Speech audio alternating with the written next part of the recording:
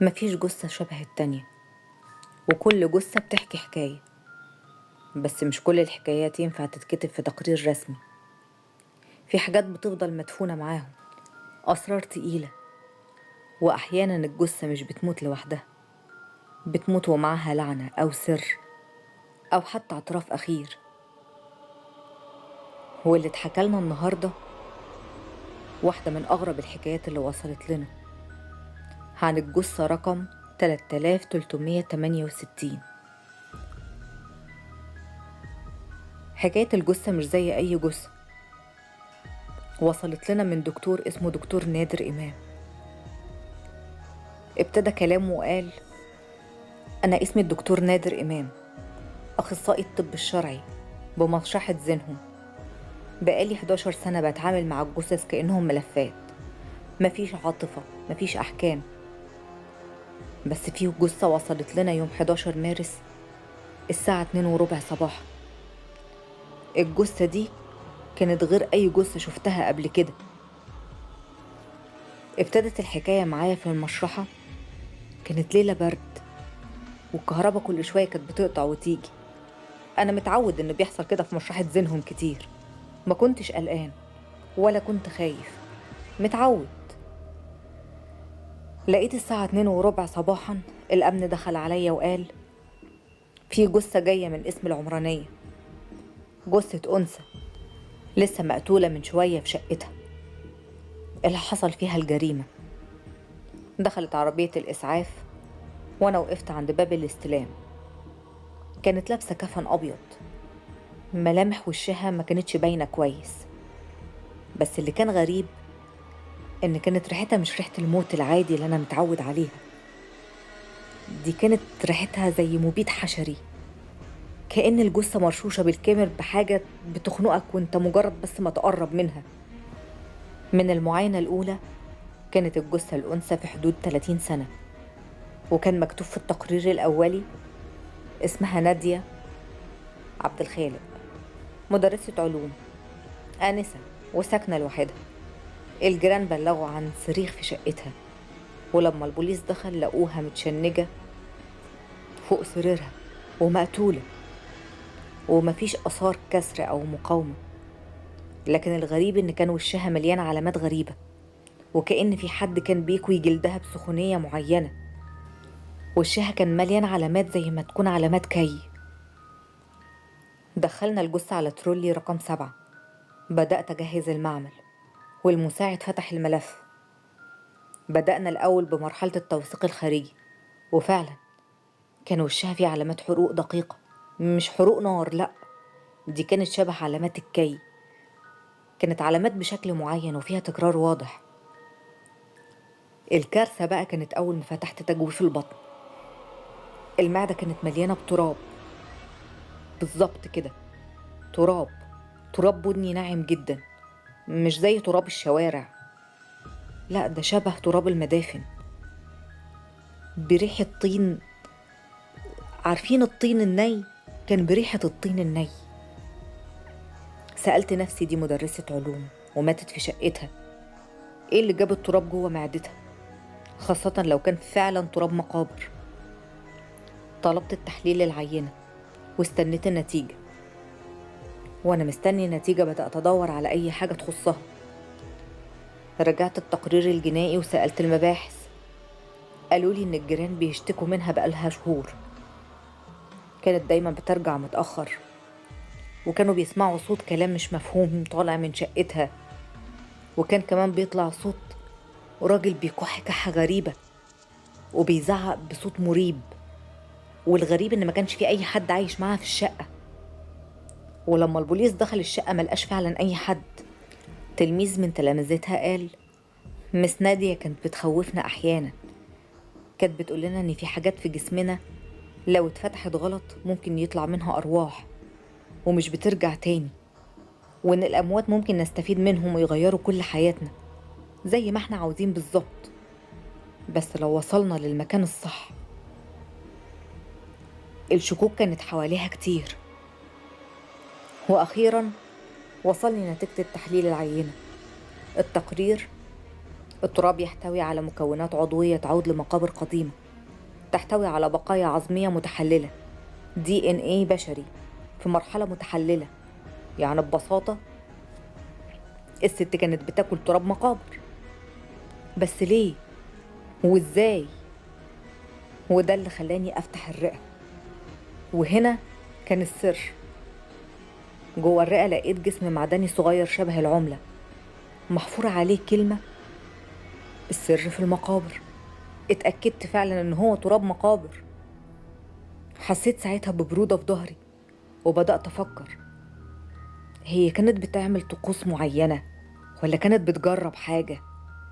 هل هي انتحرت ولا حد قتلها كجزء من حاجة كبيرة؟ دماغي ما كانتش بتبطل تفكير. خلصت تقرير التشريح وبلغت الاسم بكل حاجة. بس بعد يومين حصلت حاجات غريبة جدا في المشرحة. المساعد بتاعي عوض اختفى فجأة، وفضل كام يوم مختفي. رجعت الكاميرات، لقيت ان في الوقت اللي اختفى فيه الكاميرات كانت فاصلة، والترولي رقم 7 اللي كانت عليه الجثة اتنقل مكانه لوحده. وبعدها بيومين لقينا عوض قدام التلاجات، وكان في حالة صدمة وما بينطقش، زي ما يكون شاف حاجة مش المفروض ان هو يشوفها، او عرف حاجة المفروض ما تتعرفش. وانا بقيت بسمع صوت خطوات جوه المشرحة بعد ما الدنيا تفضى، كأن حد ماشي على البلاط، نفس الصوت اللي الجيران كانوا بيقولوا ان هو بيسمعوه فوق في شقتها. يوم 16 مارس الساعة 3:45 فجرا خلصت كتابة التقرير التشريحي النهائي لنادية، وكتبت في التقرير السبب المباشر للوفاة: انسداد تنفسي حاد ناتج عن استنشاق مواد عضوية متحللة وابتلاعها بكميات كبيرة. يعني بمعنى أصح البنت ماتت مخنوقة وهي بتمضغ تراب فيه بقايا بشرية. كنت بسأل نفسي كتير ليه؟ ما كانش ليها تاريخ مرض نفسي، تحاليل الدم سليمة، ما كانش فيه أثر لأي مواد مخدرة، ما فيش أي سوابق عليها، تعليمها عالي، شغلها محترم، عايشة في منطقة كويسة. إيه اللي يخليها تاكل تراب مقابر؟ وفجأة لقيت حاجة ظهرت قدامي. لقيت ورقة بخط إيديها متطبقة جوه هدومها، ما كنتش خدت بالي منها قبل ما أكتب التقرير. الورقة مكتوب فيها بخط إيد مرعوش: أنا نفذت كل اللي اتطلب مني، بس أنا خايفة. فجأة اترجت الورقة في إيدي، قلبي وقع من صدري، حسيت بحاجة مش طبيعية، كأن الجثة عايزة توصل لي رسالة معينة. وده طبيعي وبيحصل معانا كتير في الطب البشري، إن الجثث بتعرفنا علامات أو بتدلنا على علامات علشان نعرف سبب الوفاة. إحنا كأطباء شرعيين بنعرف نحدد سبب الوفاة، بس عمرنا ما نقدر نحدد سبب الخوف. أنا الدكتور نادر إمام، بقالي 11 سنة بشوف جثث ومفيش شعرة بتتحرك فيا، بس الجثة دي كل ما بفتح درج المشرحة بحس إني بشوف تراب ناعم بيتسرب من تحتها، بحس بريحة بخور فاسدة، بسمع صوت خربشة كأنه جاي من جوه التلاجة اللي أنا شخصيا قفلتها بإيدي وكتبت على بابها: الجثة رقم 3368 ممنوع الفتح، علشان أتأكد إن مفيش حد هيجي يفتحها. دماغي كانت هتقف.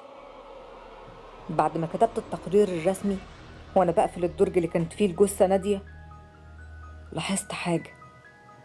الجثة نفسها هي متحنطة دلوقتي في التبريد، لكن على وشها كان فيه ابتسامة خفيفة جدا، بس الابتسامة كانت ممزوجة بخوف. هو ده مش طبيعي. أنا شفت جثث في حالات رعب وصدمة وراحة ورضا، لكن المنظر اللي أنا شايفه قدامي ده أنا ما شفتوش قبل كده. رجعت أبص تاني على الورقة اللي لقيناها في هدومها، كان باين على الظهر كأن في سطور باهتة، كأنها كانت كاتبة كلام واتمسح. عرضتها تحت الإشعاع البنفسجية وطلع سطر واحد مكتوب فيه: الموضوع مخلص، هو لسه بيبتدي.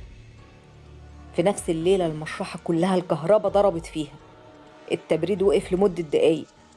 لكن لما رجع الطيار لقينا باب التلاجة اللي فيها الجثة مفتوح، بس الجثة كانت لسه جوه وفي نفس الوضع بنفس الابتسامة. لكن اللي اتغير لقيت حاجة مكتوبة على الحيطة جوه التلاجة بخط طين ناشف، كأن حد كاتبه بصبعه. مكتوب: شوف اللي تحت عينيها قبل ما تكون انت مكانها. جريت بسرعة على الجثة وبصيت تحت عينيها، لقيت في خياطة دقيقة جدا تحت جفنها الأيسر.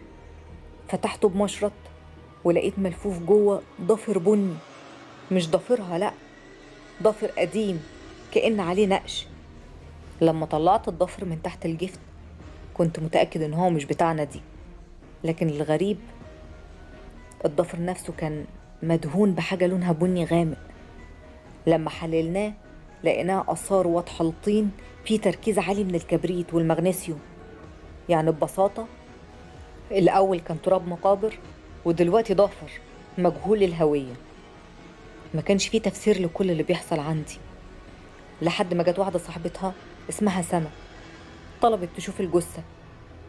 سما ما قدرتش تدخل المشرحة، لكنها قالت لي جملة واحدة: نادية كانت فاكرة إن الجن ممكن يخلوها تعيش أكتر وتتجوز أغنى واحد في البلد ويبقى عندها فلوس كتير. لما سألتها أنت تقصدي إيه؟ قالت لي إن هي كانت بتروح مقابر البساتين وتقعد لوحدها هناك بالساعات، وقالت لي إن هي كانت بتتكلم مع الجن وقالوا لها إن هي لازم تاكل من تراب المقابر، وكمان ادها ضافر لميت فهمها إنه الراجل غني جدا ومات هو كبير في السن، وده يخليها تموت زيه كبيرة وغنية جدا. أقنعوها بحاجات غريبة، قالوا لها إن هي تدفن تحت الميت ورقة أمنيات وخصلة من شعرها وتقول عليها تعويذة هم قالوها لها. الغريب إن ما كانش فيه ولا ورقة في بيتها غير دفتر صغير لقيناه ورا المروحة مكتوب فيه: أنا نادية عبد الخالق، بطلب المال والزواج والحياة الطويلة، بطلب الغنى. أكلت من ترابهم وسمعت أصواتهم وأنا مستعدة أقدم أي حاجة بس يحققولي كل اللي أنا طلبته. ولقيناها كاتبة كمان: آخر حاجة طلبوها مني كانت فوق طاقتي. جه واحد منهم وحرق لي وشي، قال لي إن ده الختم اللي بعده كل حاجة هتتحقق ليا. أنا بقالي يومين مش عارفة أخرج من بيتي، وشي اتشوه. أنا نادية، أنا عملت كل حاجة طلبوها مني، بس أنا مستنية يتحقق كل اللي طلبته أنا منهم. ودي كانت آخر حاجة نادية كاتباها في المذكرة بتاعتها. بس للأسف اللي اتقدم كان عمرها. لما رجعنا نطابق المعطيات لقينا سبب الوفاة ملوش علاقة بالجن ولا بالخنق. سبب الوفاة تسمم مزمن بمادة الفوسفور الأبيض الموجود بتركيز عالي جدا في بعض أنواع التراب المدافن القديمة، وده بيبدأ بأعراض نفسية ثم انهيار أعصاب ثم توقف عضلة القلب، خصوصا لو الجسم أخده بجرعات كبيرة ومتكررة زي اللي كانت نادية بتعمله. التقرير اتكتب فيه سبب الوفاة العلمي، بس سما صاحبتها كشفت ليا اللغز اللي كنت هفضل طول عمري أفكر فيه، اللي ما ينفعش يتكتب جوه أي تقرير، هو إن جهلها وطمعها هو السبب في موتها. من الآخر مش كل جثة بتنتهي بدفنها، في جثث بتفضل عايشة في كوابيسنا، وفي تفاصيل عمرها ما بتتكتب في تقارير الطب الشرعي، بس بتفضل في عقولنا احنا بس، وهي دي لعنة أي دكتور طب شرعي.